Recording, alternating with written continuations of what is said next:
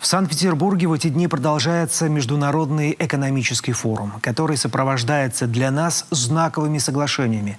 Одно из них – компания «Лузалес» на 32 миллиарда рублей. Предполагается строительство в Сыктывдинском районе завода по производству плит МДФ. Уверен, что в случае принятия правительством России положительного решения о ее создании, озвученные вами намерения будут выполнены.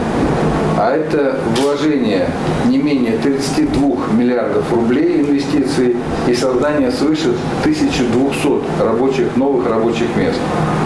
Успешная реализация этого проекта позволит выйти на создание на территории республики высокого уровня новых деревообрабатывающих производств с максимальным уровнем переработки сырья и выпуском продукции с высокой добавленной стоимостью. Сегодня мы не понимаем, куда девать низкосортную древесину. Есть 1 ЦБК, и объемы они ограничены.